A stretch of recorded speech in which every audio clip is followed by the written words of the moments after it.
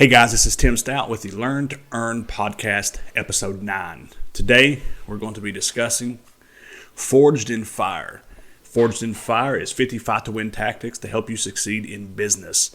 I am the author of this book. I wrote it about, I'd say, close to 2 years ago.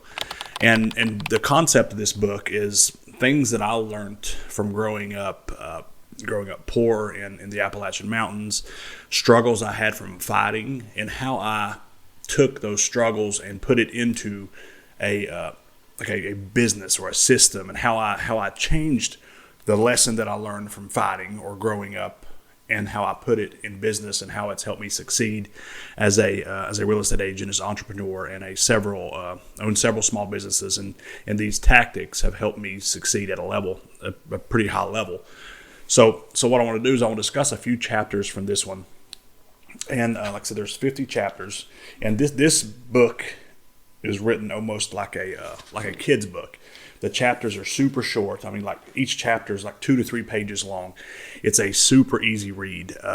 The way my attention span is I can focus better on short spurts if I realize that there's a shorter time that I need to be focused on, so I can really go through the book and learn more. So that's how I wrote this book. And I had a helper, Errol McCrory, was like the ghostwriter for this book. I'd speak to her, I'd talk to her, and she would be able to transcribe it the way it needed to be. And she was a big help on this book. So going through, I'll just name the first 10 chapters. Feed Your People First. Feed Your People First I remember as a kid that we would go out to eat sometimes, and my dad would never order. He'd never order food. So the boys would eat, and we'd be eating food, and Dad, just pick off our plates, and what we didn't eat, he would eat. So as a kid, I'd ask him, say, Dad, why don't you eat? Why don't you order? And he'd always be like, well, I'm not hungry. And knowing good and well he is hungry, but you can't put things together like that when you're a kid. And then you get grown and you realize that he didn't have enough money to feed all of us, but he knew that we wouldn't finish our meal, so he was able to finish it for us. So that lesson was feed your people first. And what I took from that is as a business owner, as a real estate business owner specifically, is I have to give the business to the people working for me, because I'm able to eat because they eat as well.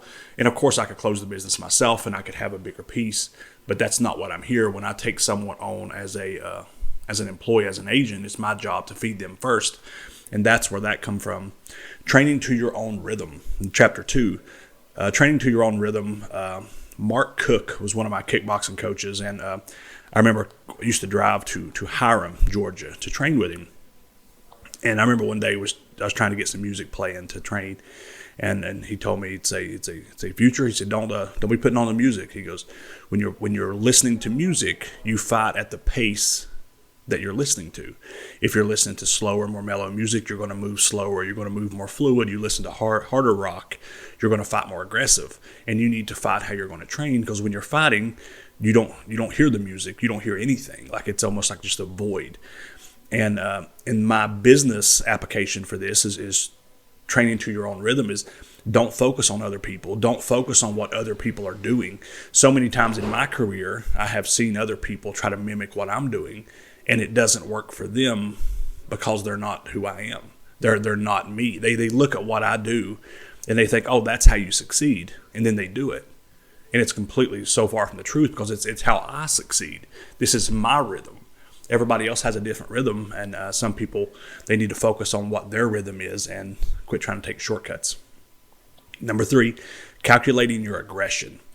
When fighting, I was an aggressive fighter. I had 26 pro fights. The majority of my fights, my victories, I was 16 wins and 10 losses.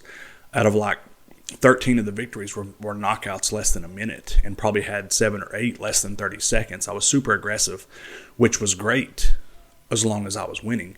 But the better the opponents that I met realized that all they had to do was survive that first 30 and 40 seconds, and they had their chances of winning doubled and almost tripled. So I wasn't able to calculate my aggression as much in the cage as I am in business. And the business application is understanding that you need to be aggressive as a business person, but you don't need to be so aggressive that you create unnecessary risk. There's always risk in any business, in any venture that you do, but you can calculate it, and I can prevent a lot of risk by controlling my aggression. Number 4, this will be the last one that I discuss, and I'll just name some of them. Chapter 4 is pick up the broom. Pick up the broom come from my first job. I was a cashier at a fast food restaurant in Mountain City, and I remember working, and I run the front end, and I was cleaning, and everything was clean, everything was took care of, and my dad come in there to pick me up, and he was probably 30-40 minutes early because he was early for everything. And he come in and he saw me like standing there. He's like, "What are you doing?" I said, "Well, I've already cleaned. I've already did everything I'm supposed to do." And he looked at me. He goes, "Tim," he said, "You're on somebody else's dime right now." He goes, "You don't ever sit still. You don't ever just stand there." He goes, "If you don't know what to do, you need to pick up the broom and start sweeping. Always start sweeping."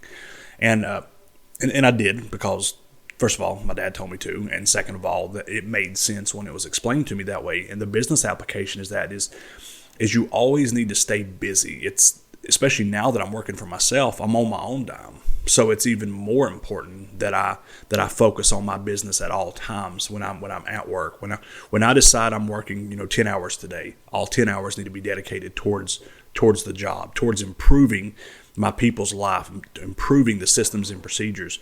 So the picking up the broom. There's a lot of good chapters. And there's 50 chapters just like that describes little things from my childhood or for fighting, and how I've implemented them in business. This book is great for anybody wanting to start a business or already has a business, or people who don't enjoy reading. The books are so short, the books are so small, or the chapters, it allows you to get through them pretty easily. Like you could literally read one chapter a day, probably take you 5 minutes a day, and be done with it in less than 2 months. So it's not a hard book to read. Of course, I would recommend it because I wrote it, but it does have a lot of small little lessons in it that I think can improve anybody's business. It'll be in the description on YouTube on how to purchase it if you are interested in it. Again, it's Forged in Fire, 50 Fight to Win Tactics. Guys, hope you have a great day.